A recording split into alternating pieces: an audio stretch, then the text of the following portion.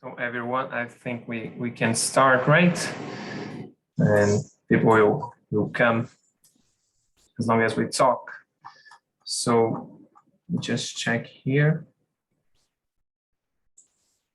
Okay, I believe I'm recording, right, Urick? Okay. Yeah. First of all, I would like to share a really good night with you. It's an honor to have all of you here. Our guests from William Freire Advogados are here, and also our guest from Lowenstein Sandler LLP. It's an honor to receive you here. So we thank you a lot. My name is Juan. I'm an associate at Lowenstein Sandler Advogados, a Brazilian law firm, and also a co-founder of CEMC, together with my colleagues, Lucas Moreira and Urick Suarez. Both are here with us, right? So first of all, let's talk a little about what is CEMC. CEMC, em português, Centro de Estudos em Mercado de Capitais e Financeiro, the Center for Capital and Financial Market Studies, is a non-private institution, and we are dedicated to the study and to the distribution of content related to capital markets and financial markets. And our main goal is to share this type of content with you guys and with everyone who intends to learn about this thing in a way that is simple to understand, right? In a way that is enjoyable. So this institution, CEMC, was founded by me, Lucas Moreira, and Urick Suarez, and we are again glad that all of you can hear us tonight, right? And today, together with the U.S. law firm Lowenstein Sandler LLP, and together with William Freire Advogados, Urick, including works there, we promotes an online webinar to discuss the controversial aspects of leveraged buyout transactions from a perspective of the Brazil and US law, right? Mr. Kenneth A. Rosen and Mr. Michael Savetsky are here with us. They join us with Lucas Moreira and Urick Suarez, and we will share all of our thoughts with you starting now, right? So, thank you. So let's just talk a little about the structure of this webinar, right? So what are the main things that we will discuss here? First of all, the general aspects of LBO transactions. Second, the duties of loyalty and care of directors in this type of transactions, right? And Mike will join us in the theme. And he will bring some thoughts regarding the case 9 West LBO, right? A really specific case and really important to us, especially right now, right? And last but not least, Urick will bring us some perspective of the tax liability of directors of targets with respect to this type of transaction, right? And each one of the oralists, the panelists, will have about 15 minutes to talk about their thoughts. And Ken will be the first, followed by Lucas, Mike, and Urick. So let's talk about our guests. Mr. Kenneth Rosen is a partner of Lowenstein Sandler LLP, and he's a chair emeritus, and he focuses on bankruptcy and restructuring department, right? He holds an MBA from Columbia University and JD degree from Benjamin and Cardozo School of Law, and a bachelor degree from Cornell University, right? And Lucas Moreira is our co-founder, and I'm very happy to introduce him here. And he's a lead attorney of the Capital Market and M&A Department at the Brazilian firm Goulart, Colepicolo Advogados. Lucas holds a degree in law from Milton Campus University, and a Master of Laws and LLM in Capital Market from IBMEC, right? After that, Mike will join us. Mike is a senior counsel at Lowenstein Sandler LLP, and he also focuses his activities in bankruptcy and restructuring department, right? He holds a GD degree from Seton Hall University School of Law and a BA psychology degree from Ramapo College of New Jersey. And last but not least, Urick Suarez, who is a tax consultant in the Brazilian law firm William Freire, and he advises national and international companies in matters of tax law, right? He holds a degree from Dom Helder Law School and a Master of Law in Tax Law from PUC Minas, right? So I'm not taking your time more than that. So let me give the speech to Mr. Ken, who can join us starting now, right? Thank you very much. Can you hear me? Yes. Okay. So let's start out with some basics and maybe a bit of an introduction. A leveraged buyout or an LBO is pretty much just the acquisition of another company using a significant amount of borrowed money. Before I forget, one of the first bankruptcy cases that I worked on was a Chapter 11 bankruptcy called OPM leasing. OPM stands for other people's money. Anyway, anyway, a significant amount of borrowed money is the key to an LBO, whether it's money lent from a bank, whether it's bonds.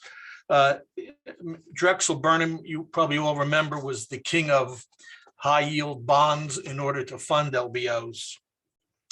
And typically, borrowed money is the source of funding to acquire another company with very little capital down.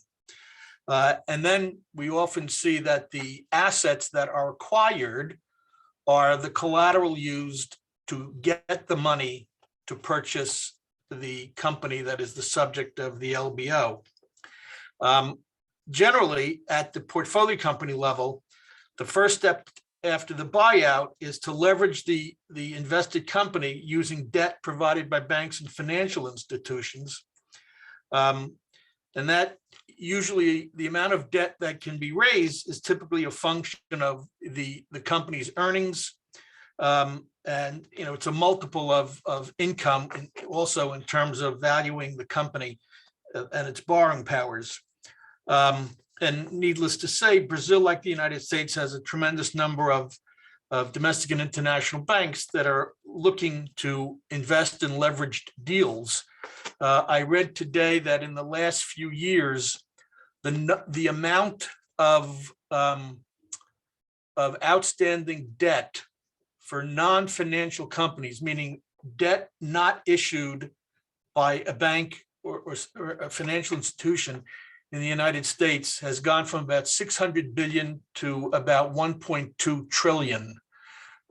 So what that tells me is that there's a lot of what we'll call high yield debt. And at least in the United States, I'm sure it's in Brazil too, while interest rates have been so low, it's the ideal time to borrow money. And the lenders usually will be subordinated to other debt, meaning the lenders that are financing the acquisition may have a security interest, but it will be subordinate to the lender that funds the operations of the company day to day.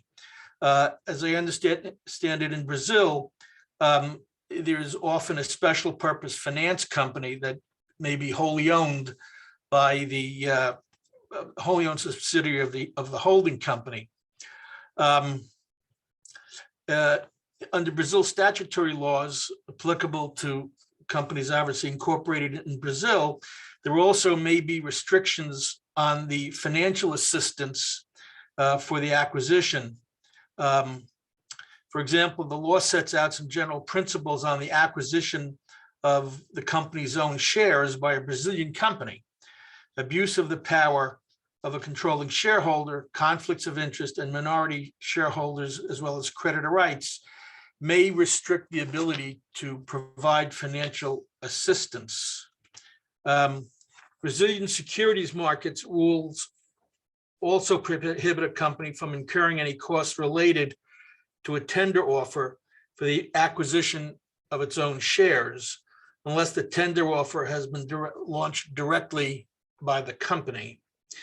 In the performance of their duties, administrators owe a duty of loyalty and of care, and therefore need to act in the best interests of the company. Exit vehicles in Brazil include private sales and IPOs.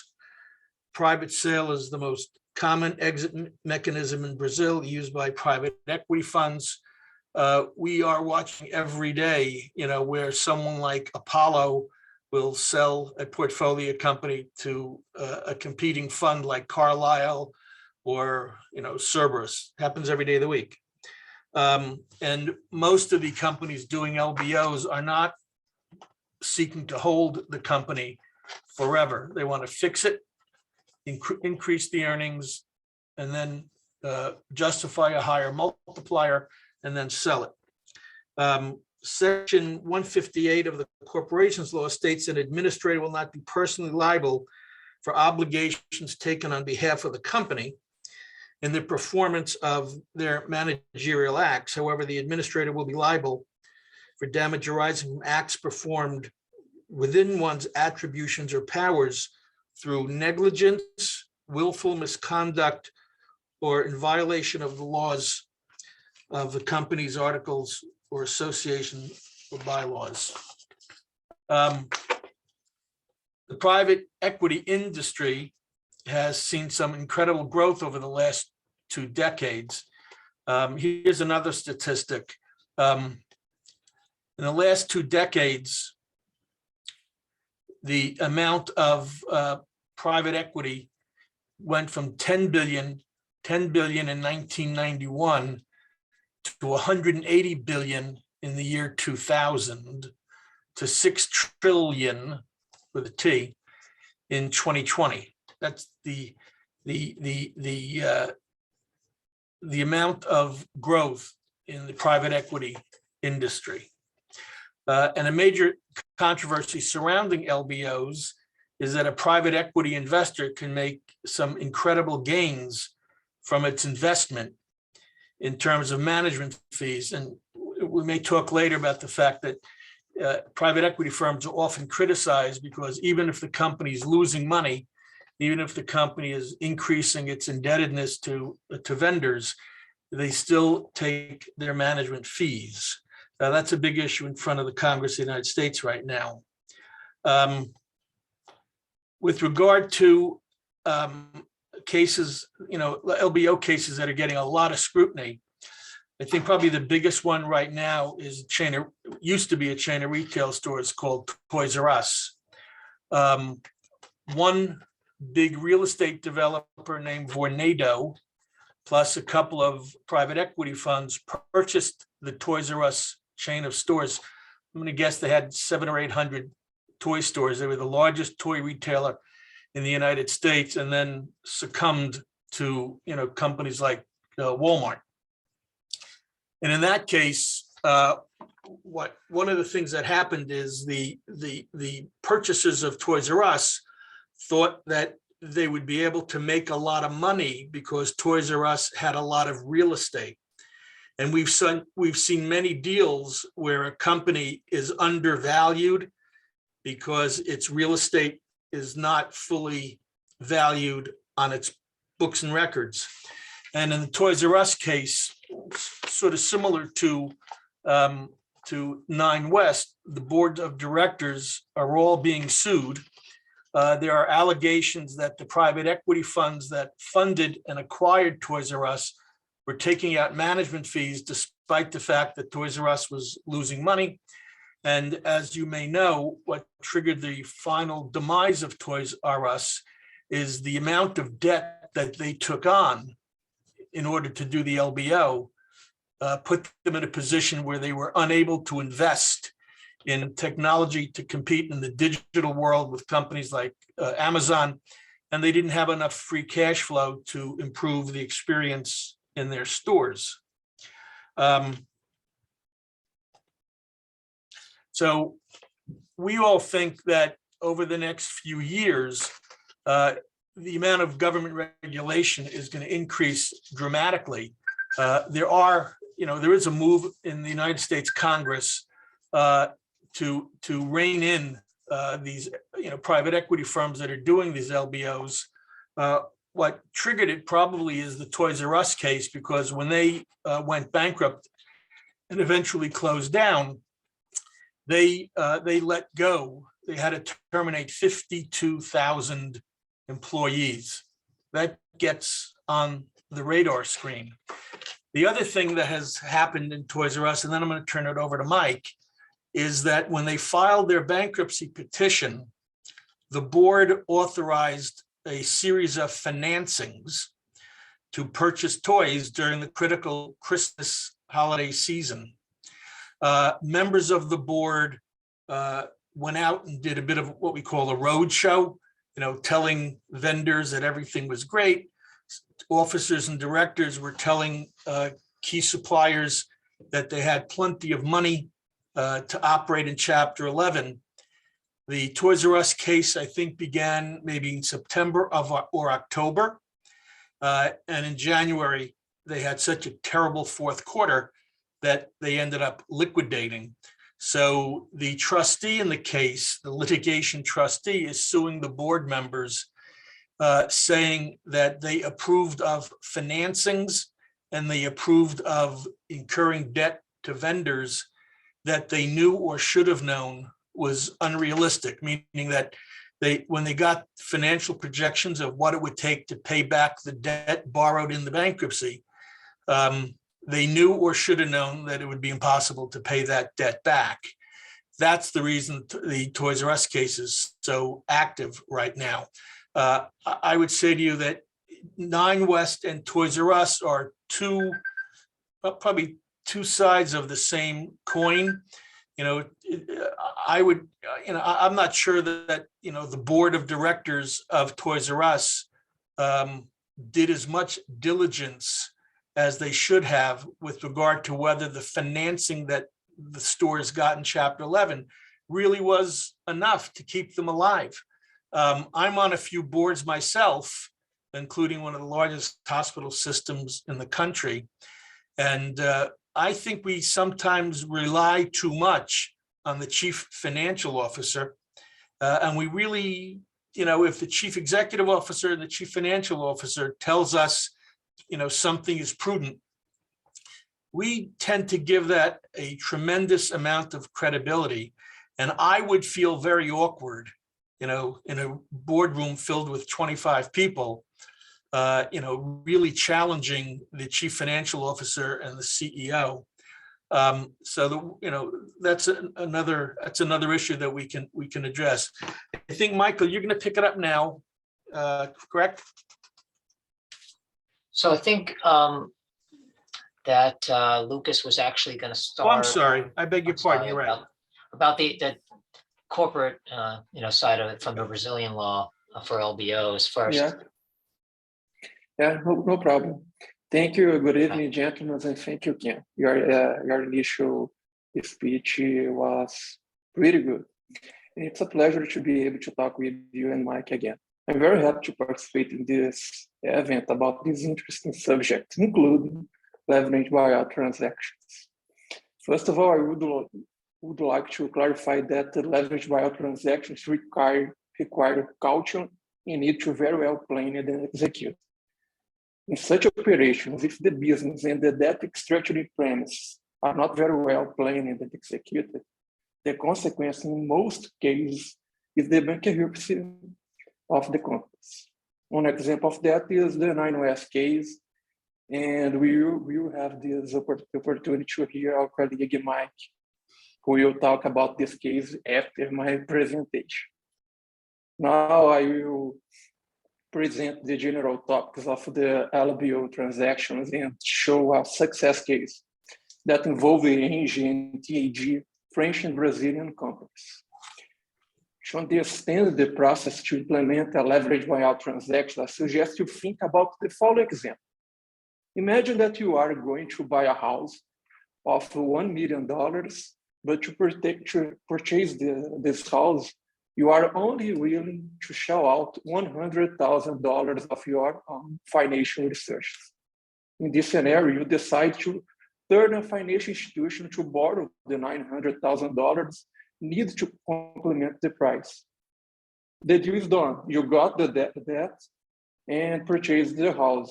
But now you will have to pay the financial sponsor the principal amount plus the interest for over 5 years. In the case of leverage buyout operations, the same thing happens. The acquiring company or private equity fund, for example, Carlyle, contracts a debt to finance the acquisition of the target company. However, the huge difference between finance acquisition of the huge difference between finance the purchase of a house and finance the purchase of a company is the fact that in the purchase of a company, the expectation is that the company will be able to grow at a sufficient level to generate the necessary profit to pay the debt and continue to have the necessary cash flow for the growth process.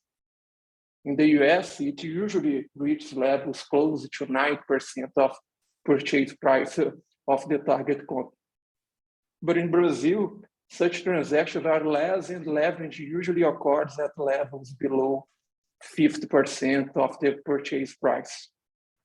In my opinion, this difference in the leverage levels between Brazil and the US is consequence of our volatile economy and capital market.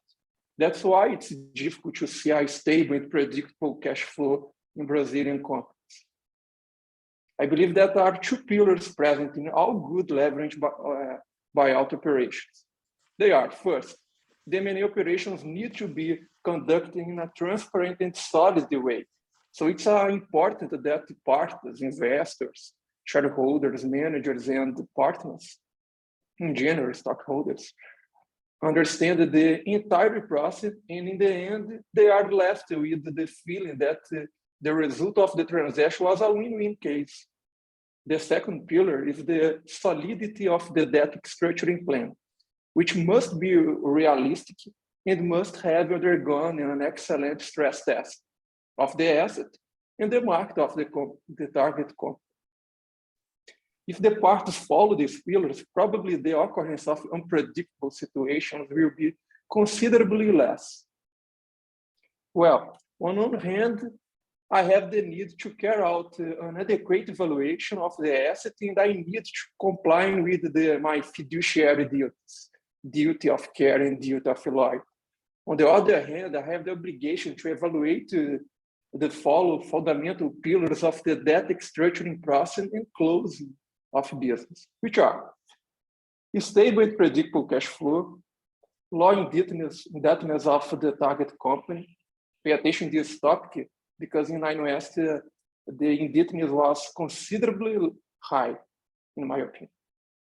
Strong market position, low additional working capital requirements, low need for future investments, large asset base for use as debt security, easily liquidated assets, highly trained managers, viable exit strategy or feasibility of liquidating the equity interest, and high potential for cost reductions. I think according to these pillars of the debt structuring process, when it comes to the due diligence of managers of companies and funds involved in leverage buyout transaction, it is essential that they carry out a detailed analysis of all transaction data, especially with regard to financial statements and the asset stress test. By the way, the debtor's ability to honor debt arising from leverage is directly related to the target company's ability to generate cash. And third, cash generation will be a consequence of the quality of employees and the potential of the market in which the target company operates. I'm sorry. Previously, I mentioned that leverages in Brazil are still less and tend to be implemented at levels well below 50%. However, as an exception to the rule. In 2019, Engie and the Quebec Pension Fund acquired the equity control of TAG, a wholly owned subsidiary of Petrobras, in a transaction that was closed in the amount of $8.6 billion. In this acquisition, the leverage was 70%, and the debt will be paid by the acquiring companies over the next 7-8 years. By the way, Engie was my client in my last firm, and from what I know of the directors and the employees of the Engie Group, I feel comfortable to saying that it will grow even more and TAG will become more efficient. At the end of the day, entrepreneurs, shareholders, lawyers, and investment banks need to see leverage buyout operation as a growth opportunity. But they need to act with balance and they need to establish good measures to combat market risks. Finally, thank you again, guys, and I think I'm in the time. And if someone has doubts about this subject, feel free to contact me in LinkedIn or by email. Now I open the floor to my friend Juan, and I think he will presentation our colleague Mike. Yes, Mike. Jonas, please share your thought with us. Okay, thank you, Juan. So what I'd like to do is just to give a brief background about fiduciary duties under U.S. law of corporations, directors, and officers, which is typically Delaware law is representative of these principles in the United States. And so the basics are, as I believe Lucas had mentioned earlier, duty of loyalty and the duty of care. These are fiduciary duties that require the directors and officers of a corporation to act in the best interests of the corporation and its stockholders. The duty of loyalty requires an officer or director to place the interests of the corporation and its stockholders above their personal interests when they make decisions for the company. They have to act on a disinterested and independent basis with an honest belief in good faith that whatever they decide is in the best interest of the company and its stockholders. So disinterested means basically that the officer or director is free of any material, financial, or other benefit that they would derive from any decision, except in their capacity as a stockholder. So if they own stock, they can benefit like anyone else from a decision, but they can't have any other material, financial, personal, material, financial, or other benefit that would be derived from a decision. And independent means they don't have a relationship with an interested party that might influence their decision-making. The duty of care requires them to act in an informed basis and make deliberate business decisions based on all the information available to them or reasonably available to them. And so they have to exercise a degree of care that would be expected if they were managing their own affairs. So the same level of care has to be exercised in acting on behalf of the company and making decisions. So in the 9 West case, what's a little bit atypical about it is the private equity industry often has to defend against claims involving failed LBOs, but in 9 West, it represented a significant shift because it introduced the possibility that a target's board can be on the hook for a failure of a business even many years after the transaction closes, long after they're gone, and the company then goes down the tubes. They actually could be held liable under 9 West if they didn't act with necessary care in approving a transaction. 9 West, the facts are particularly egregious, so it represents kind of an outlier, but it does present a fundamental expansion of potential liability for a director or officer selling a target corporation. So in 9 West, the facts, just to summarize, so this was in 2014, an affiliate of a private equity firm called Sycamore Partners completed a leveraged buyout of the Jones Group, which was a publicly traded fashion retail company, had various brands, including Nine West. Like many companies that are targeted by private equity firms, the company was struggling at the time, but two of its brands were actually doing quite well, were hitting earnings targets and showing consistent growth. Sycamore offered $15 per share, which was a $2.5 billion enterprise value. And the transaction was done through an LBO with a Sycamore affiliate acting as a surviving company. They named that company Nine West. So under the agreement, Sycamore was going to contribute originally $395 million in equity, and Nine West was going to borrow another $200,000. They were going to increase, the company's debt was going to increase from $1 billion to $1.2 billion. As part of the transaction, the two successful brands, they were called Kurt Geiger and Stuart Weitzman, those are going to be sold right after the transaction closed. The two successful brands are going to be kind of carved out and sold off to Sycamore affiliates, but for less than they were really worth, less than the fair market value. And this was going to happen right after the closing. So just kind of like one big transaction, and that was what was intended all along. So the Jones Group board approved the merger, but before the closing, Sycamore just unilaterally changed the deal terms. They were able to do this, but it was a significant impact. They reduced their equity contribution from $395 million to just $120 million, and then they arranged for Nine West to increase its debt. Instead of up to $1.2 billion, the debt was going to be increased to $1.55 billion after closing. And the board of Jones Group, they evaluated the offer, $15 per share, and decided it was a fair price. But they allegedly did not consider the impact of this additional debt that was going to be taken on by the company, or that the fact that two of the best businesses were going to be sold off for less than they were worth right after the transaction closed. When the transaction closed, the Sycamore principals became directors of Nine West, and they sold off the businesses, what they call the carve-out businesses, the court referred to those as planned. They sold them for $641 million, even though they were allegedly worth $1 billion. And they also caused Nine West to incur the additional debt, as was planned. 4 years later, the company filed for bankruptcy. And in the bankruptcy case, under the plan, a litigation trust was created. And this was an entity that was meant to pursue claims recovery for unsecured creditors of the company. And so they were entitled to pursue claims against the directors and officers arising out of the merger with Sycamore, out of the LBO. The litigation trustee sued the directors and officers of Jones Group, claiming that they breached their fiduciary duties by not properly investigating the transaction before approving it, because it led to the company's insolvency, and they should have known. The litigation trustee also claimed that the directors aided and abetted breaches of fiduciary duty by the new board after the closing. So that was another claim that was part of the litigation. But the focus that I want to speak about is just the breach or alleged breach of the duty of care.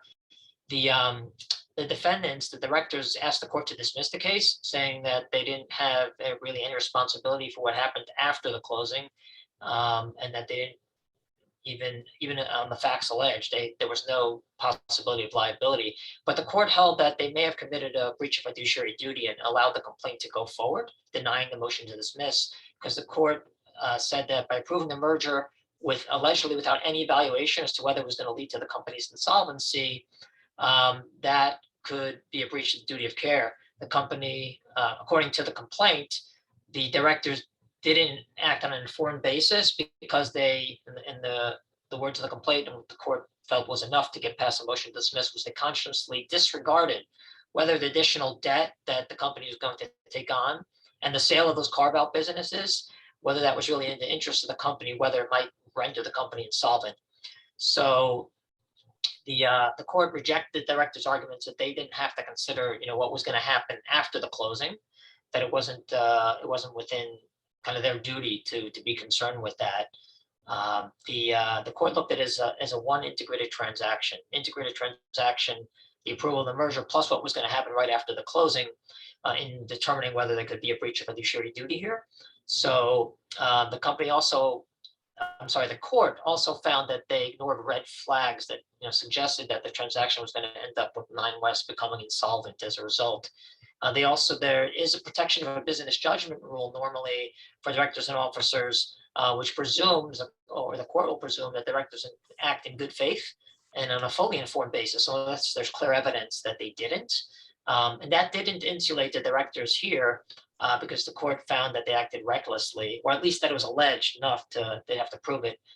This is just a motion to dismiss stage, but the court allowed the case to go forward, saying that they were alleged to have acted recklessly, which would mean that would not be protected by the business judgment rule if they didn't make an adequate investigation into the company's post-closing insolvency. So there's a couple takeaways that I wanted to highlight. 9 West is based on very specific facts, and in that context, the court viewed it that there were red flags that should have put the board on notice that the LBO was, presented a very high risk that the company would become insolvent post-closing, and also the board allegedly didn't really evaluate that risk. So based on this decision, directors and their advisors should recognize it as reiterating two things. First, just maximizing shareholder returns is not necessarily enough to discharge fiduciary duties. So the fact that the board determined that $15 was a fair price for the shares in the company might not be enough, because they also had to consider what would happen to the company post-closing, knowing all the facts that they should have been aware of, and they kind of disregarded. A second, it also kind of reiterates that the business judgment rule is not going to provide protection if directors fail to adequately assess a transaction before approving it. And it shows us that a director can be liable also for aiding and abetting a breach of fiduciary duty. Under the court's ruling allowing the case to move forward, it's possible to be found to aid and abet a breach of fiduciary duty by future directors that are taking over the company if the directors know what's about to happen, which was selling off of those carve-out businesses for much less than they were worth, and the additional debt that the company was going to take on that the old board members should have known was not sustainable. So the 9 West decision may give directors of target companies a little bit of pause before they approve this type of transaction.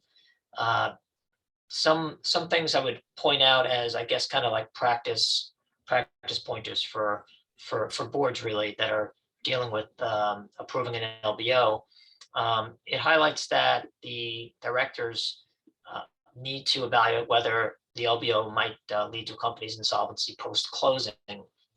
Some of the things that would kind of indicate in a normal situation that a transaction is not likely to lead to insolvency after a closing might be that if the equity and the debt that are being provided in the deal are being provided by sophisticated parties who have negotiating leverage and access to relevant information, which indeed you had in 9 West. So that would be typical if you're dealing with a large transaction, especially with a public company being bought out. Also, if the equity contribution meaningfully exceeds any value that was going to be distributed to the buyer or its affiliates right after the closing. And here, the buyer was contributing $125 million in the end and was going to make approximately $550 million gain, roughly, right after the closing by selling the more valuable businesses. So this kind of normal situation, the equity being contributed would actually exceed any value that's going to be distributed right after the closing. That also, if there's more than one bid for a company with similar pricing and capital structure, roughly similar, would be another indication that proving a transaction is reasonable and in the exercise of due care by a director.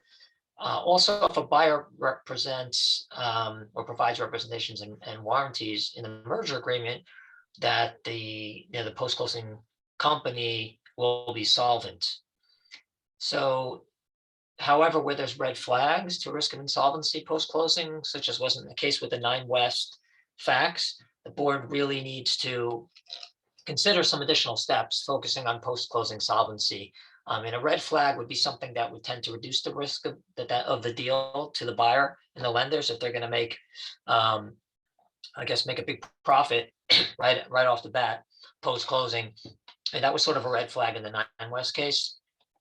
The other kind of points that one can take away from the decision is that suggests that directors of a target board, need to take steps to minimize the risk of claims if the business later fails due to financial distress.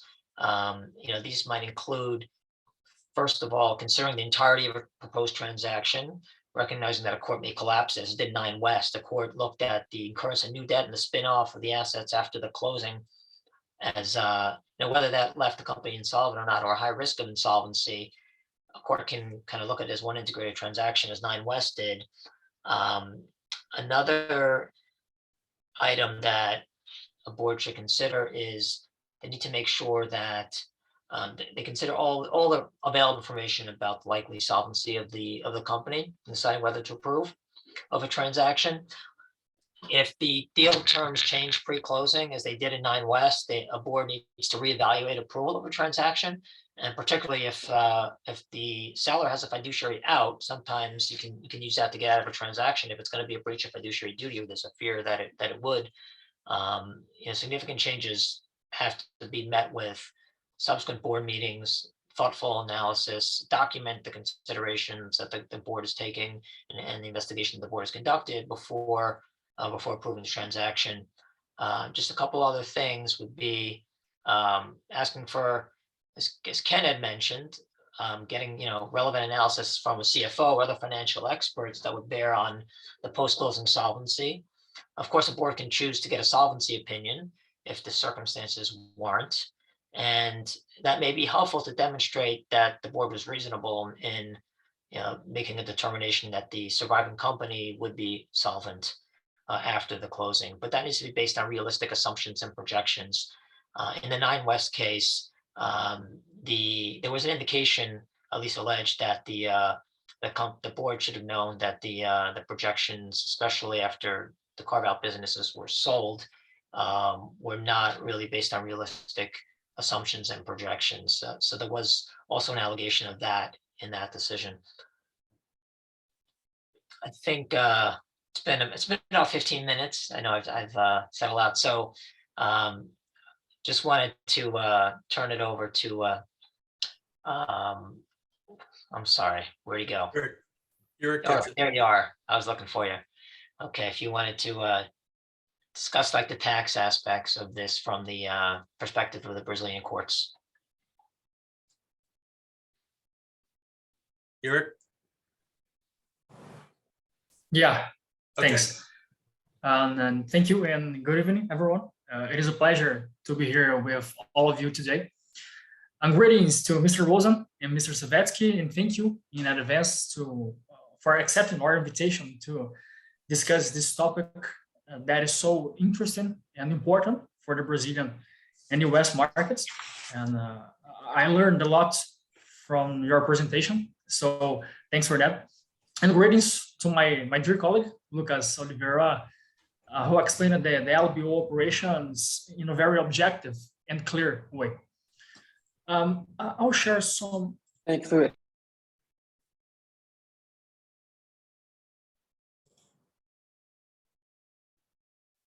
I'll share some.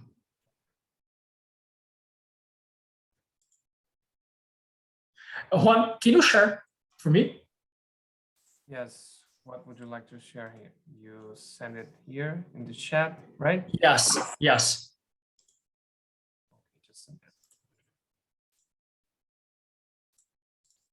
Sync LBO tax discussion.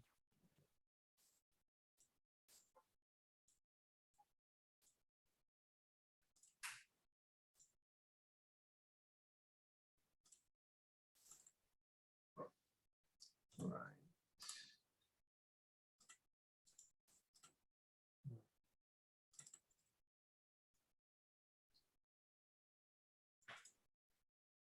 The document isn't opening here, Urick. Or just It's asking to repair. I don't know if I can. I will send you. Maybe you can send me by WhatsApp. Yeah.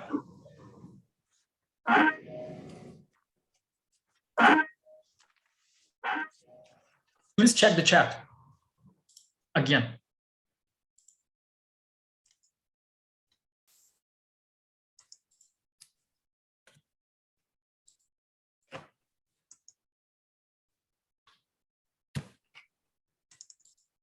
It was possible?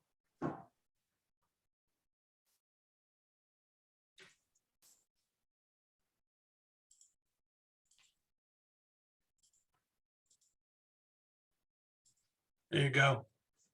Yeah. Oh, thanks for that, man. I would like to discuss some interesting things about LBO operations and about the tax liability, all right? And as the last topic of our webinar today, I would like to discuss in a very objective way the tax liability of directors of a target company after the consolidation of a leveraged buyout operation. To get there, it is necessary to do a little background on the corporate liability of the company's directors or corporate officers, by the way, according to the Brazilian corporate law, right? Law number 6404. And this law establishes among its articles 153 to 157, the inherent duties of a director or corporate officer who must observe, of course, the duties of diligence, attachment to social purposes, loyalty, of course, convergence of interests, and an adequate provision of information and in the exercise of their functions. So about the article 155 duty of loyalty, this part of the law brings the idea that the management decision must always be in the best interest of the company.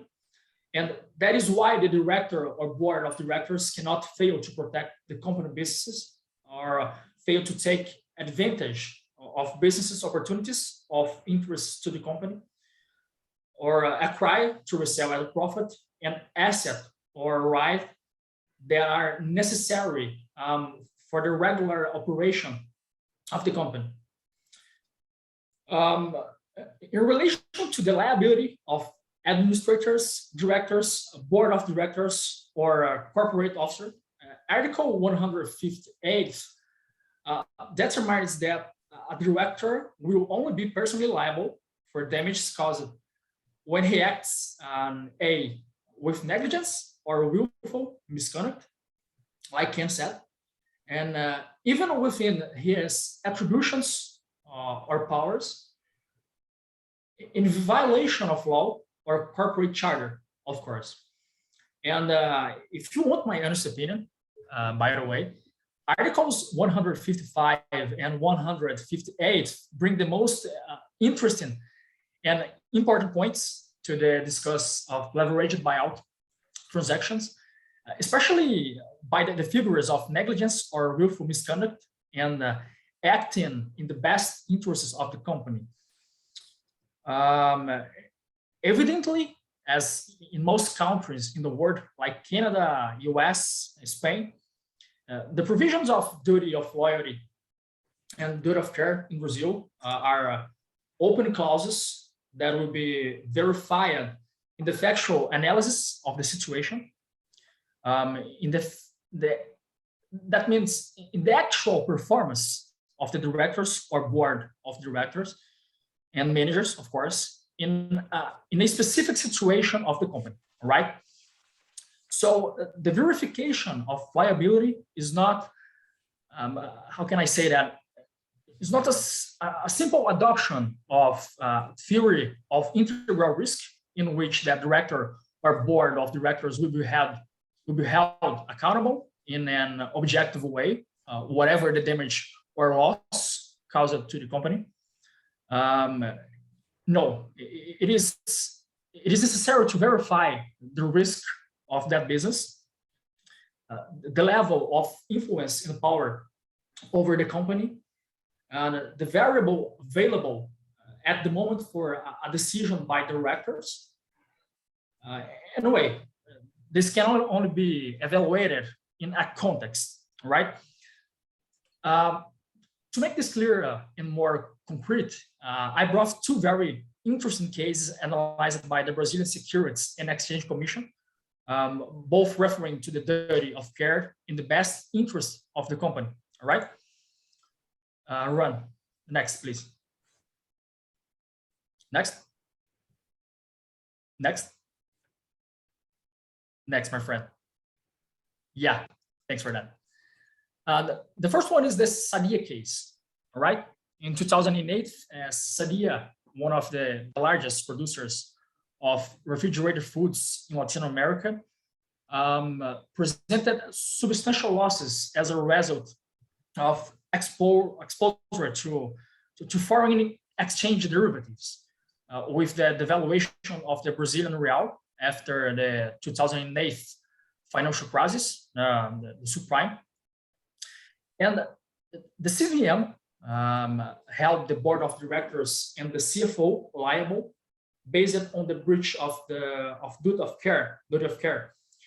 As demonstrated in the case, Sadia had adopted an internal risk mechanism to deal with operations with foreign exchange derivatives, and the directors did not follow this policy in a manner identical to what was established for control and monitoring, which significantly increased exposure to exchange rate fluctuations, and therefore did not act with diligence and did not observe the best interests of the company according to the judgment, right?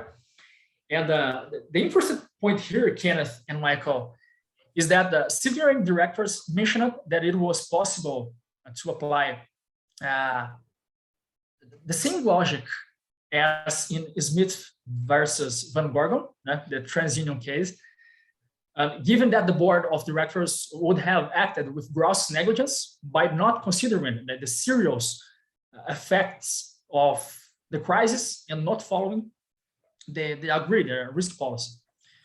However, this is funny, and by the way, the two situations are absolutely different. And since the decision taken by Sadia's directors had to do with a management choice in the face of a global financial crisis, so it is funny, very funny. So the second is the Jipper case. Thanks, Ron. Jipper case is an interesting case because he held a negative aspect. So during a meeting of the board of directors held on the 2005, which resolved on the issuance of the short-term note program and the execution of financial operations, the director, Mrs. Felicia, opposed to approval of the topic of the day, unanimously approved, by the way. A day later, Felicia sent communications to the bank and the securitizations company involved in the operation, informing them that the transaction had not yet been duly authorized by the company's board of directors, and that the chairman of the board had not observed the necessary quorum, right? At first, some CVM directors understood that Felicia went beyond her duties of care and loyalty, making decisions individually with third parties, banks in the case, and consequently making the company's financial management more difficult.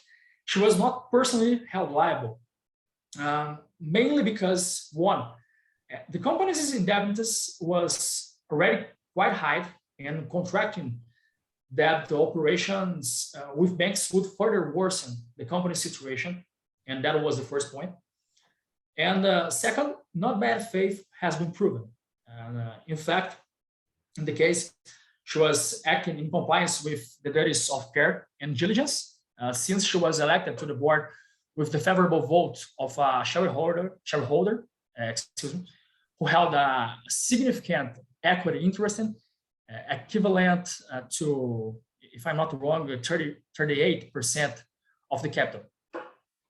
So this contextualization was necessary to specifically address the tax liability in private equity operations. Based on it, we will be able to understand the assumptions of the Superior Court of Justice of Brazil and the tax legislation, right? And please run. Yeah, thank you for that. So the personal tax liability of managers or directors or and board of directors is in section 3, article 135 of the National Tax Code. And according to this provision, the administrators, managers, and representatives of a company may be personally liable for taxes arising from a situation practiced by them with abuse or excess of power or violation of law or company charter. And it can be seen, therefore, that this personal liability of directors and managers is very close to the premise of corporate law, right? Illegality or non-compliance or abuse or excess of power. So it is also important to bring here the precedents of the Brazilian Tax Administrative Court. I know all precedents of Brazilian Administrative Tax Court are unanimous in stating that the tax liability of directors of a company due to the subsequent consequences of a corporate transaction must observe the following points. Point A, it is necessary to identify the function performed by the alleged person in charge, whether director, manager, or representative, as well as the powers attributed to him and the scope of his decision-making power. B, it is necessary to establish the causal link between the act of the person responsible and the birth of the tax obligation. And then that is the second point. And the third point, it is necessary to individualize the act that was performed with excess of powers or violation of law, corporate charter, or statute. And some cases demonstrate this scenario very well. The first is the case number 14001 and 002, fourth chamber. The case dealt with tax assessment notices for corporate income taxes for the 2011 and 2012 calendar years due to non-deductible goodwill amortizations, all right? Very common in Brazil, by the way. According to the taxing authority, the financial directors approve the execution of operations without a reasonable economic basis, transfer of goodwill to a vehicle company, and reverse incorporation of the holding company to try to change the economic basis of the goodwill in order to reduce the tax burden. And this would have characterized the fraudulent conduct of the companies involved in the operations. Regarding the directors, the court said that in theory, Article 135 could be applied, but it would be necessary for the tax authority to prove that the board of directors in question actually acted in fraud of law, corporate charter, or statute, as the alleged fraudulent conduct was not individualized. There was no tax liability. Juan, the next, please.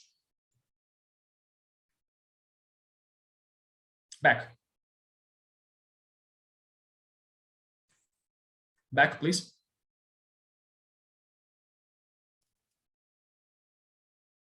Next. Yeah, thanks for that, man.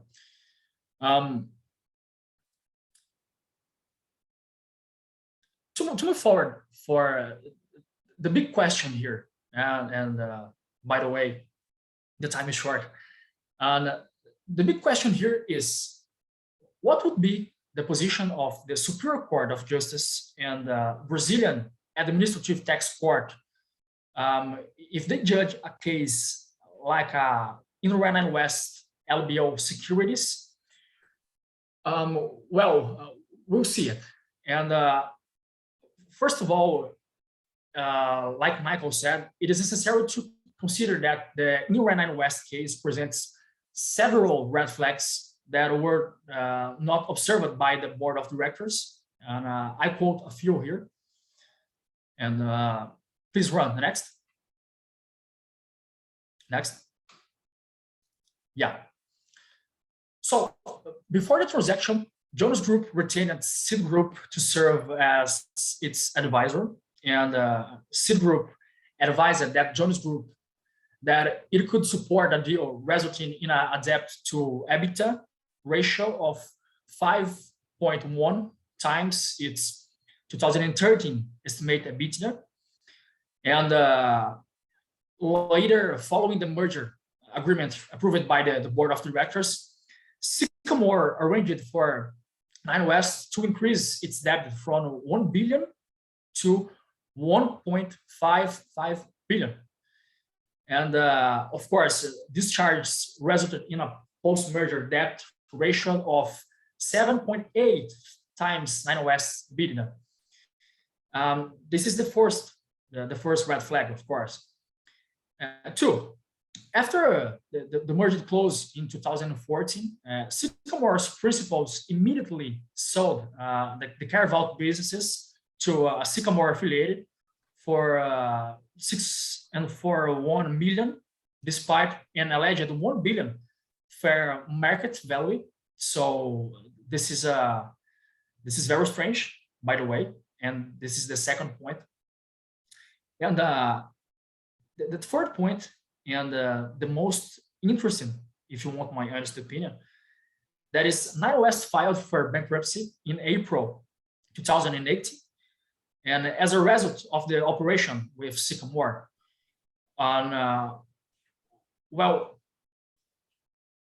so let's discuss in a profound way. And next one, please. Yeah. So the answer is, if you want my honest opinion, Michael, Kenneth, and all of you.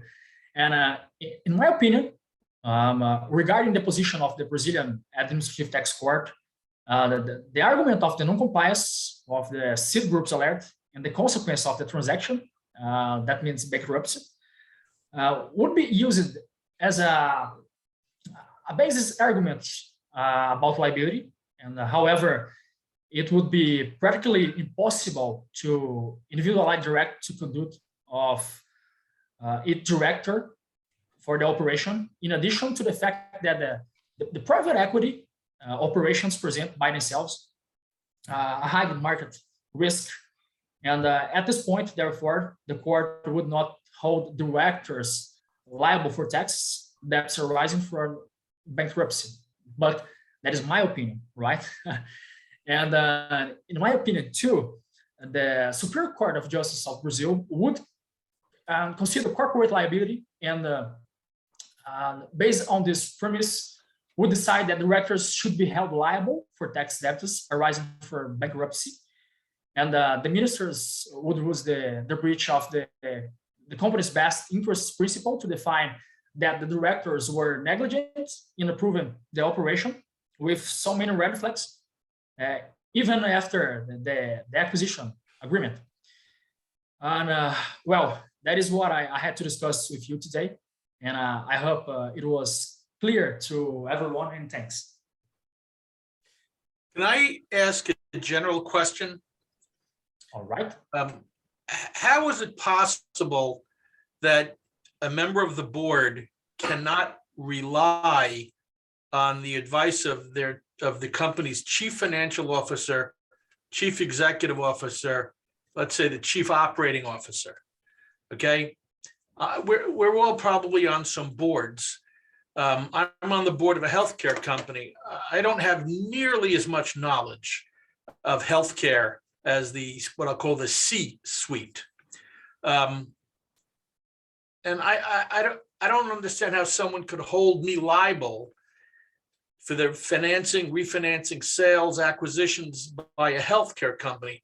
I am far from a true expert in healthcare. So that, I don't get that. My other Me comment. too. Me too. Sorry, go ahead. I agree with you, Ken. That is impossible. Just impossible. And there's a lot of fiction, by the way, but I totally agree with you. That's not possible. I mean, we're having a conversation, but this all assumes that the red flags can be spotted by the board member. You know, asserting a claim after the fact, saying that the board member should have seen the red flags. Well, that's very easy. And in this case, I guess the red flags were very prominent. But there could be red flags that someone who is not as sophisticated in financial dealings, a board member might not see. So I just, that's what bothered me. And before we go to the other questions, the 9 West case was decided by Judge Rakoff in the Southern District of New York District Court. There are few other judges who would have the willingness, the nerve to hold, someone liable to change the state of the law. I mean, if Rakoff sees something he doesn't like, he is frequently known to be willing to make law. So, the 9 West case went up to Judge Rakoff, and, the board members, should have known that that was the kiss of death. So.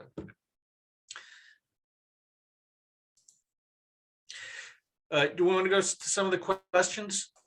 Yeah, sure.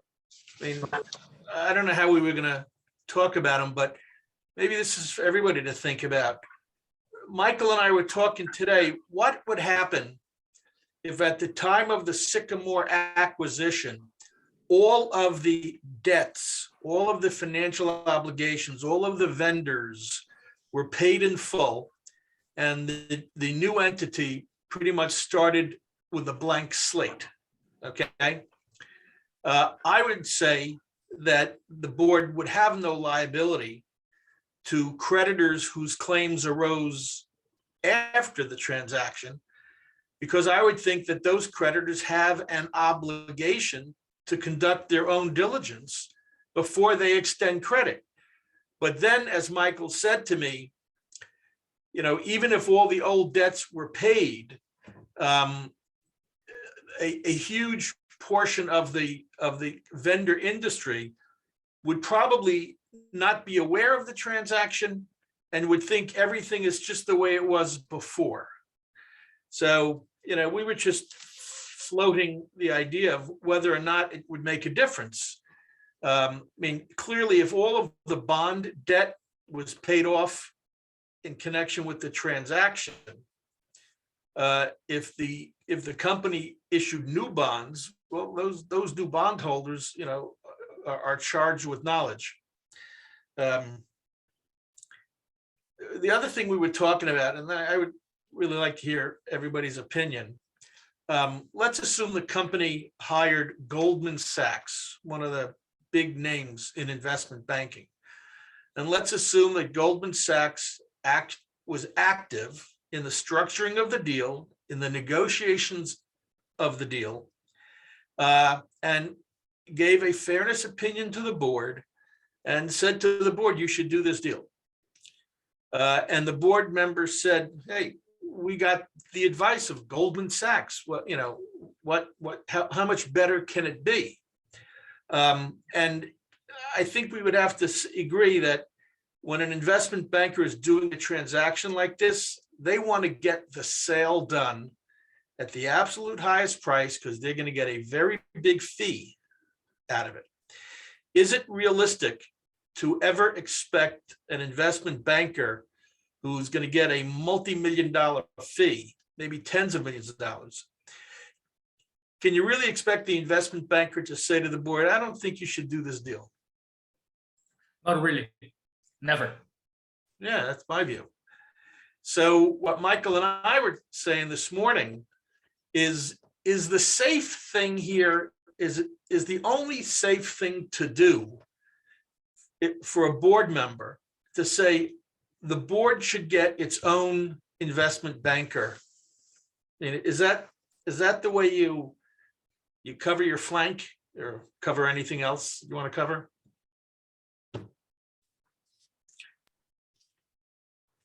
Lucas? I agree with you. It's difficult to difference ordinary negligence and grossly negligence. Think about the difference between duty of care and duty of loyalty. It's difficult. And after I listened the speech of Mike, I think about that and the huge difference between Brazil and the US law is because our court don't accept forbidding if one member of board of directors or one member of the director don't follow your fiduciary duty, both of fiduciary duties, duty of care and duty of loyalty. So if the member of the board receive the documents of transactions, balance sheet, and everything to analysis of the operation. And if this member accept the operation, approve the operation, and we know have a apparent conflict of interest when because they have a benefit, a financial benefit in this approval. In Brazilian law, this member of the director, this member of board of directors, or this director will be condemned and need to recover the damages in this case. So in Brazil, our system is a bit more hard, but this is about this point. It's important to understand the number of private companies in Brazil. It's a high number. So because of that, the power of the company really is on the hands of stockholders. So if the stockholders approve the operation and following the bylaws, the rules of bylaws and the rules of Brazilian corporation rules law, this negligence will be forbidden. You understand? I think this is the point. The difference between us is about duty of care. Duty of loyalty, I agree with you and agree with Urick. We think in the same way, but about duty of care and the consequence of duty of care have a huge degree between us. I have a question for Urick or Mike or any of the other participants. I think that the world is moving towards increased liability by board members. I mean, to think that a board member would be responsible to assure that the company is using proper hiring practices, not discriminating. A board member can have that responsibility now for assuring, where a board member can be severely criticized for the company not having a proper policy towards what I'll call going green. Okay, we're seeing board members ejected from the boardroom for a lot of different reasons today. And 9 West is, involved a leverage buyout with 2020 hindsight with really big red flags. My concern is, what if the red flags aren't that obvious? What if the CEO, CFO, COO, and investment banker should know how to spot the red flags and don't bring them to the attention of the board?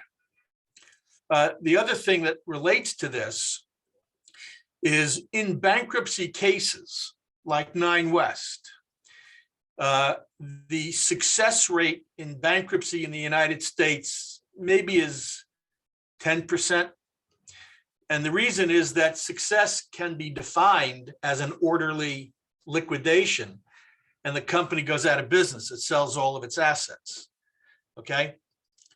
And that means that most of the time, the unsecured creditors won't get a recovery. Zero. It's very uncommon for money to be left over after paying the bank. So what has occurred is everybody sues the directors in every Chapter 11 case, alleging that they did something wrong. Okay, whether they managed the business wrong, whether they didn't, oversee litigation properly, whether they allowed a dividend that should not have been allowed, whether they paid dividends, and this is a big one, whether they were allowing fees to be paid to the shareholders, usually a PE shop, when the company really could not have afforded it. And as a result of paying those fees, other vendors were not being paid. So I view the 9 West case as, sort of, this is what the future is bringing. The Toys R Us case, same thing, a bunch of very high power private equity shops put the deal together, it collapsed. And, there's a 100-page complaint filed against all the board members. In bankruptcies, it still is very common that you put on an independent board member, okay? And that's the reason that gets done is because everybody knows that the board is largely composed of people nominated by the private equity shops that crafted the leverage buyout. And, the private equity shops want a board member that's not going to object to fees being paid to the private equity shop. So in bankruptcy, before a leverage buyout company goes into bankruptcy, they try to put on, someone who's an independent director, knowing that the other directors, they aren't really independent. And there was a recent article that was published, a law review article. I criticized it in another law journal. I criticized the professor who probably never talked to me again. But the criticism was that independent directors are not really independent.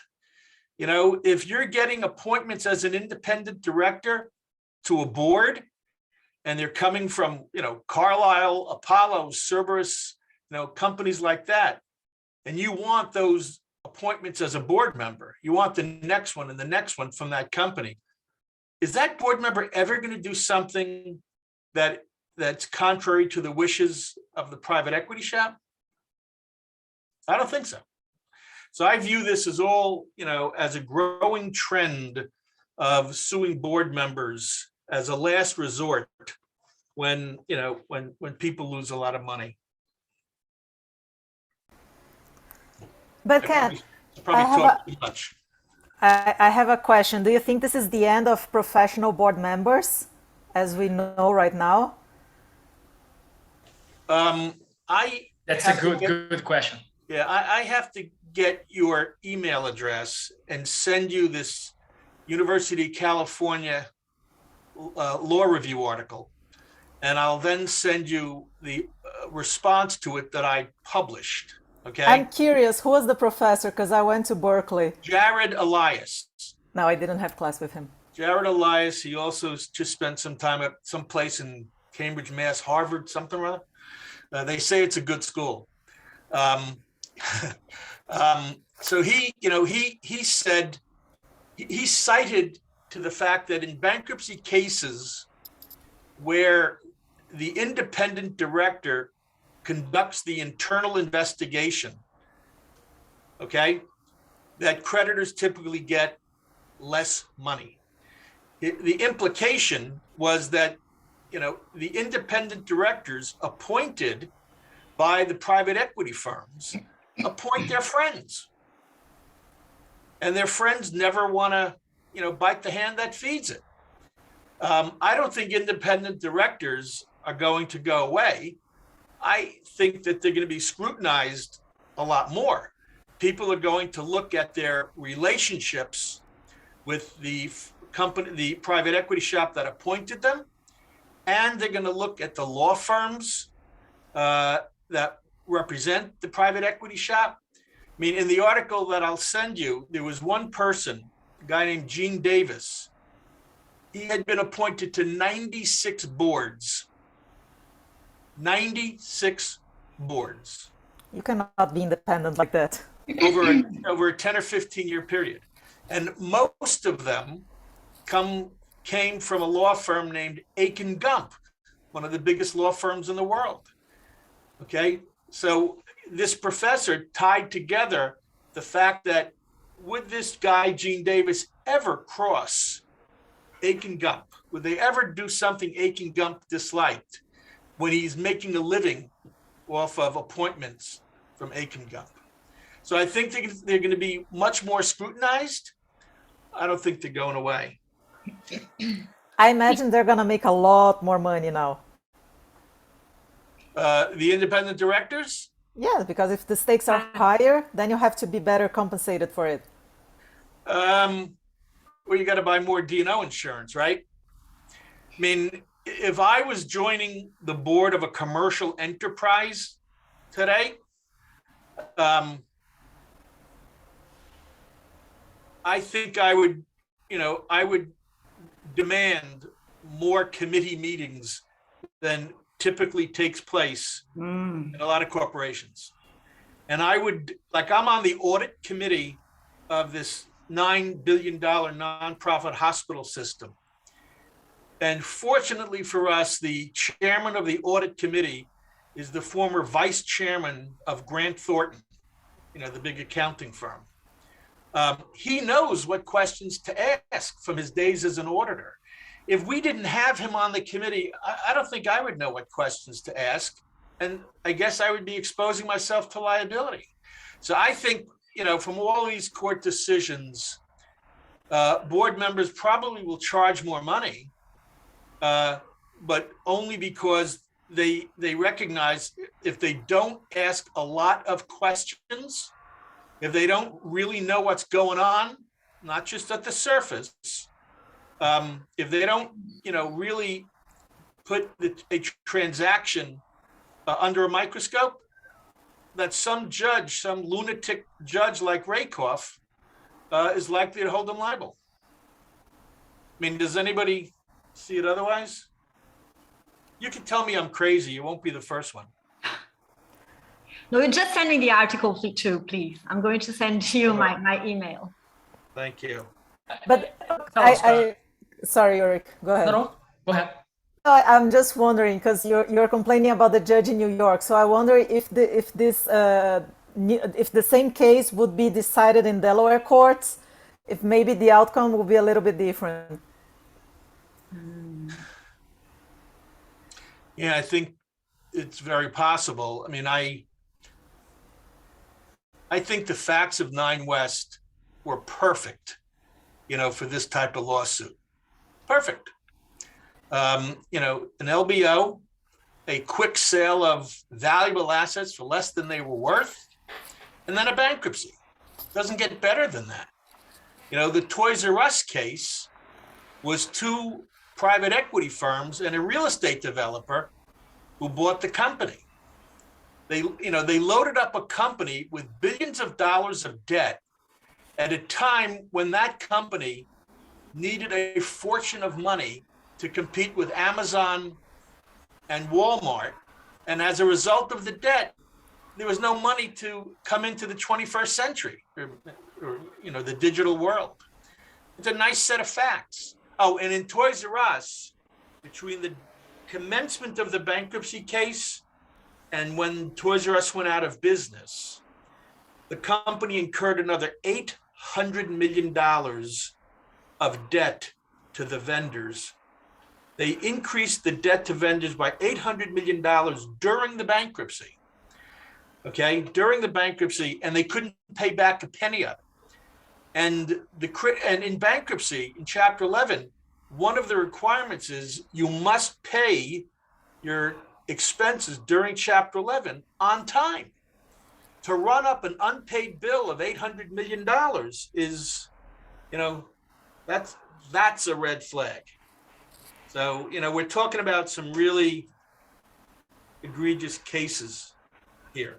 I just have one other comment. I don't mean to dominate, but there is another case out of Delaware, Maria, where a director who was cited by Professor Elias for serving on 96 boards, he was sued because some shareholders said that he agreed to a sale of the company at less than it was really worth because he was what's called overboarded. Okay, the SEC, the Securities and Exchange Commission, said you can't sit on that many public boards and do an effective job. And the allegation was that he agreed to a sale that wasn't the best deal possible because he was soon going to have to resign from the board. And when the company ultimately got sold, he wouldn't get a piece of any piece of the proceeds. So he voted in favor of a deal that was purely in his own self-interest. And that's an example, of board members, really being questioned. Why did you approve that deal? What case was that? Because I think I studied this one. Yeah, it was Mike, it's an ambulance. I remember it was an ambulance company the case was in Wilmington, Delaware, the Chapter 11. I'll find it. I mean, I only remember the case because Gene Davis is someone I know very well. And, a decision criticizing you as a board member doesn't fare well for getting the next board seat.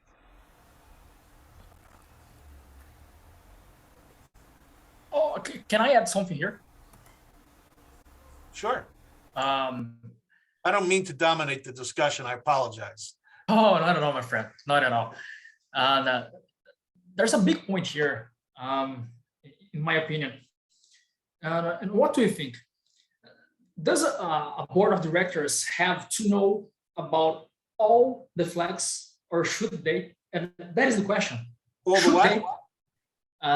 Does a board of directors have to know about all the red flags in our operation, or should they?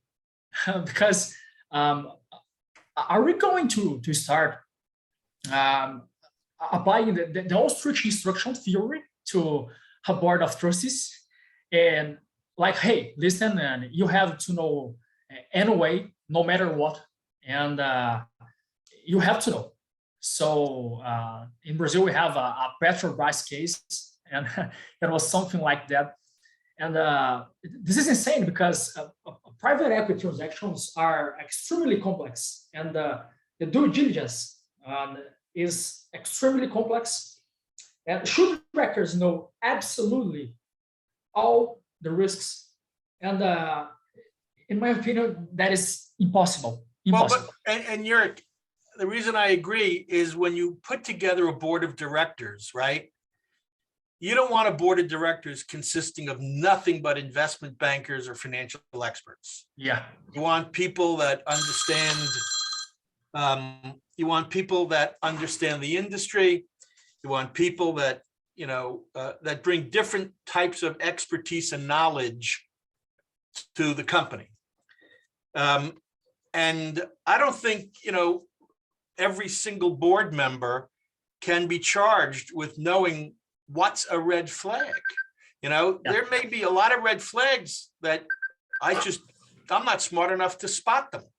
Or as a board member, I'm not going to pretend that I'm the investment banker or the chief executive officer and say, hey, I want to meet with your investment bank for 4 hours. I rely on, the people who I have reason to believe have the requisite expertise. And, I happen to agree with the outcome in 9 West. The case is still not over yet. But I don't like the idea that, after a transaction is done, you can go back, look at the transaction, and then say, well, this was a red flag, that was a red flag, this was a red flag. How could you miss it? I don't think it's the role of the board to take the place of management. All I'll say is, I think a board is perfectly justified in listening to the investment banker. And if the investment banker doesn't spot the red flags, I don't know whether the board should be able to spot them. That's all. I totally agree, because that's insane, just insane.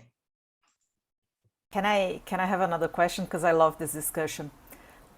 So maybe an alternative would be having the articles of incorporation stating clearly what kind of people can be in the board of directors, or maybe state legislations could be amended to say, if you have a company like this, you have to have at least one board member knowledgeable in this field, or at least 2 board members like this. Is it possible to do something? Do you think it's I guess you feasible? could, but who would want to be the board member who's put on the board because they have the most financial knowledge?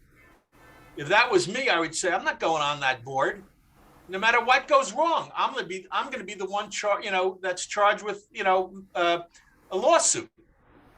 And we have an envelope manufacturer, and the owner, the chief executive officer, put onto the board the dean of a local university. And, do I expect the dean of a local university to have the capability to ask, these questions? I mean, 9 West, there were things that happened that were so blatant. But doesn't the case open up the door to, saying, well, we got to sue these board members on something. So let's just keep digging around until we can find something that they should have seen. And where does that end? Anyway. It's a good discussion. But having said that, I would love to sit in the board of a company. Eventually, who knows, maybe someone invites me. I only sit on philanthropic boards. That's all. And in New Jersey and New York, you almost can never sue the member of a philanthropic board. It's very, very, very difficult. You have to prove true self-dealing. Otherwise, no one would want to sit on a philanthropic board. You're not getting paid, and you got liability. Who needs that? Oh, I'll just tell you one quick story before we leave. I've been on this hospital board for maybe 20 years. When about 10 years ago, we had a bit of a scandal. The scandal was that the hospital was overbilling Medicare and Medicaid. They were overbilling the government. They were overcharging for services. And I don't know how the US government found out about it, but they wanted a small check for about $600 million. We took that seriously. And the federal government threatened to sue all of the board members. Okay, now they didn't care about me. I wasn't the rich guy, but there were enough people on the board. This is a huge healthcare system. You had the chief executive officer of CIT. Remember that big lending company? You had, you had people like that. And what ended up happening was the system made a settlement because they were afraid. They were scared to death about the board members, being charged with something.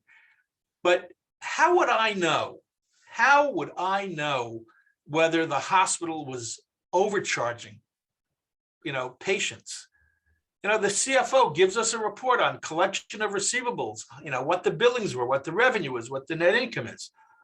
I would never have known what am I going to go down to the office of the, of the accounting department and say, let me figure out how to verify, that you're not overbilling. Yet we made a settlement because we were all petrified that, the government would call our bluff and indict, file suit against all the board members. To me, it's very similar to 9 West. What's the exposure of a board member? This was a fraud. Yeah, guys, I've just convinced myself that I don't want to be on a for-profit board.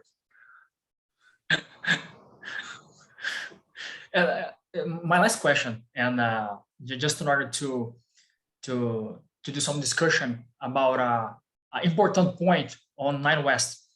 And the key to 9 West decisions was the New York courts viewed that the multi-step LBO at issue ought to be considered as a single unified transaction, such that the impact of the additional debt taken on by the surviving company and the subsequent sales of the carve-out businesses were reasonably foreseeable by the Jones Group board and should have thus investigated and considered. All right. So do you think this multi-step analysis will be more beneficial or harmful for directors? I'm not sure I'm following the question. Do I think that the multi-step analysis? Do I think that, are you referring to the collapsing of the 2 transactions? Yes, The yes. one? And it will be more beneficial or harmful for directors? Well, collapsing it, clearly was bad for the directors. The problem in the case is that the directors were well aware. They were well aware of what Sycamore was going to do after the closing. And they shut their eyes. I mean, if I'm on a board, if you're on a board, and the goal is to get the highest and best price for the sale of the company, that's great. But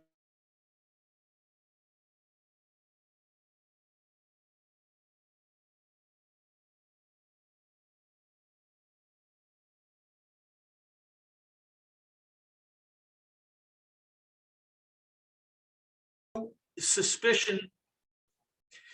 Okay, there was a recording note. If the old board had no reason to believe that the new company would be stripped of assets and overloaded with debt, the 9 West decision would never have occurred. I agree. But here the board knew it all and never said to someone, hey, what do you think of this? And if they had asked those questions of Goldman Sachs, and Goldman Sachs says, don't worry, the new company will be solvent. This is a good deal. You should accept it. We would be talking tonight about a lawsuit against Goldman Sachs for malpractice rather than a lawsuit against the board members. So I guess the conclusion is, keep a board member, close at hand and always ask them to bless everything. Does that make sense? Yeah, I guess. Yeah, of course. And is anybody here an investment banker? Okay, good. Oh, very good. And Michael, what do you think, Michael? So I think the facts in 9 West were so egregious, as Ken said, that they really knew exactly what was happening. I still think it's some of that, I'm not sure an average board member would necessarily pick up on. I mean, they talked about the EBITDA, the difference in EBITDA, about what their investment banker to the company said the company could carry in debt, that debt to EBITDA ratio. And then they were aware that that the buyer had planned to increase that significantly, and was just the ratio was unsustainable, and that they should have picked up on that. It's hard to tell how obvious that was, but if in fact, as a board member is expected to look at EBITDA ratios and think about, oh, wait a second, they've just increased their debt so much that's just unsustainable. The court found that that's enough, because it appears from the facts that they were aware of it. I'm not sure whether this is going too far, as Ken said, but that this is an outlier. And so in the average case, unless there's really glaring red flags like this, the board members should be able to rely on the investment bank for the company, recommending a transaction.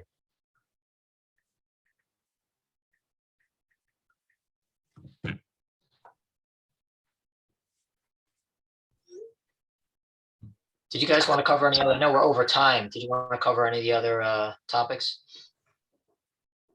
I would ask you that because we had some questions from our guests here. So I think because of the time, unless you want to point something specific, we can. If there are guest questions that we haven't addressed, let's address them. If that's okay. So first of There any all, questions?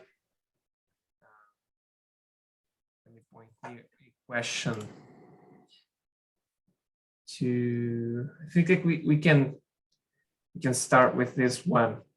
So for Lucas and Urick, if you can share with us your thoughts, the question is the following. So under Brazilian law, and regarding the 9 West case, which Mike has shared with us. So under Brazilian law, who would have the standing or the ability to bring the type of claims that were brought by the liquidation trustee in 9 West bankruptcy case? Or so the question here is, who would be able to bring these claims up to a court, and the question here always still follows, right? Are there difference between Brazilian statutory or case law that make such a claim more or less likely to succeed? So Lucas and Urick, if you want to respond that. In Brazil, we follow the same premises of the US law.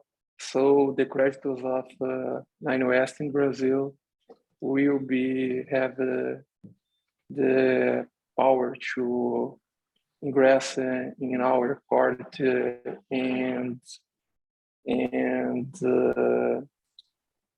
make this way, follow this way to make a bankruptcy of 9 West or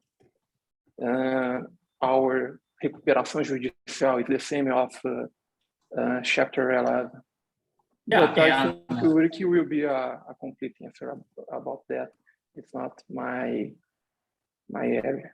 Yeah, and in accordance with the bankruptcy and restructuring law in Brazil, and the company itself can bring a civil liability action against the directors of the administrator who caused the loss. And for this, according to Article 159 of the Brazilian corporation law, by the way, the prior resolution of general meetings is required.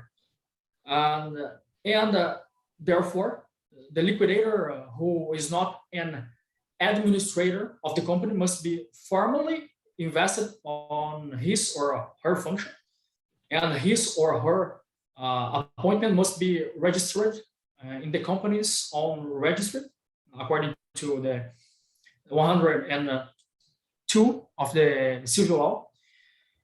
And like I said, the resolution may be taken at an ordinary general meeting, and if provided for in the agenda, or if it is a direct consequence of a matter included therein at an extraordinary general meeting. So, to be clear, the company itself can bring a civil liability against the directors.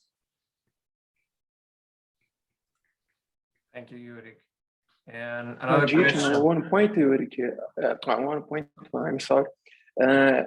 It's important to understand that we follow the interpretation about business judgment rule, but for us in our court, it's impossible exculpation of director and fault of duties of loyalty and care. And in my opinion, 9 West is one case of failing the duty of care. And if you think about the financial benefit and the conflict of interest when one member of the board of directors there is a shareholder too, for me it's a case of failing duty of loyalty too. So about the business judgment rule, it's one point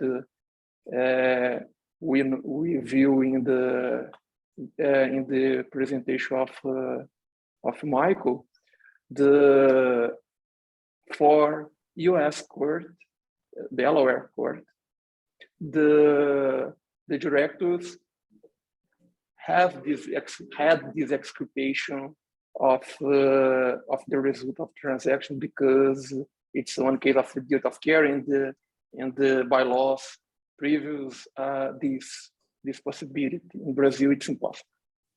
Our corporation law forbidding this kind of previous provide. Sure. Lucas, I'm glad that you brought our corporations law act, because our next question regards that. So we already talked about this section 158 of the Brazilian Corporation Act, right?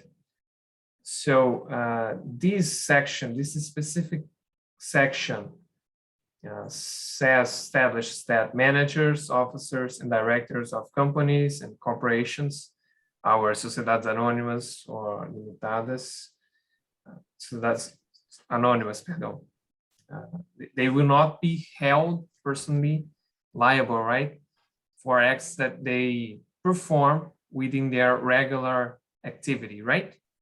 So a first question here is is it the LBO transaction a regular act that is, part of this exception, which is in the law, or or we can name it as an extraordinary act, which will not be protected by this exception? If the directors and board of directors fall in the bylaws in the Brazilian corporation law, this act, it's a regular managerial act. But unlike the US law, to approve this kind of transaction here in Brazil, the Brazilian corporation law and the articles of association of most Brazilian companies established that competence to approve that was through stockholders. It's necessary make a shareholders meeting and convene, evaluate the operation and decide to approve or not. So in general, it's a case of a managerial act, but the power is not in the hands of board members. It's the power is in the shareholders member, and that is the huge difference between the US law and the Brazilian law. Sure. And also in this same regard, our law also establishes different characteristics of acts. For example, misconduct, a negligence, different types of names, of care. And in English, we don't know if we can apply the same concept that we have in the Brazilian law. But in this regard, Lucas and Urick, and also if Mike want to come here and join us in this discussion, how would you name the acts that were practiced by the directors of 9 West, in 9 West case, right? As a negligence, as a misconduct, and also in the same matter, would you think that business judgment rule would apply in this case? In my opinion, US directs act with negligence. And in addition, under Brazilian law, they could even be penalized for the apparent conflict of interest since they were financially benefited by the approval of the transaction. Regarding the business judgment rule, there is no express provision in the Brazilian law, but our authorities, including our SEC, we call CVM, have a very similar understanding to what I see applied in the US law. Directors and managers of corporations and investment funds should act in accordance with their fiduciary duties, duty of care and duty of loyalty. However, the huge difference is that when you think and you compare the US law and Brazilian law, you really see our legal system does not allow the exculpation of directors when fault as a result of ordinary negligence. For our authorities and court in business relations, ordinary negligence and grossly negligence has the same effect. By the way, a provision in the bylaws that goes against the law would not be allowed. You know, in many retainer agreements, you know, letters employing a law firm or financial advisors firm or a investment bank, the letter will say that the firm is not liable for malfeasance, but is liable, excuse me, they're not liable for malfeasance or misfeasance unless it was gross malfeasance or gross misfeasance. I think the 9 West case falls into the category of gross misfeasance. I don't think the decision accused the directors of doing something, you know, intentionally wrong to feed themselves some money. So I would categorize the behavior there as gross misfeasance. Sort of like, you know, they dropped the ball, and they didn't just drop the ball, it was a big ball. You know, that's what we call gross misfeasance. I have to, I apologize, but I have to excuse myself. But this has really been a lot of fun. I love these types of conversations. We want to thank you both, Mike and Ken. It was a great honor to us to receive you here, and a special thanks to our guests here and for your questions also. Thank you very much, and we want to see you in the future, right? Both Ken and Mike, thank you very much. Have a great day. Guys. Welcome. Thank you, everyone. Thank you, guys. Thank you. It was a pleasure. Thank you. Thanks. Bye-bye. Thank you so much.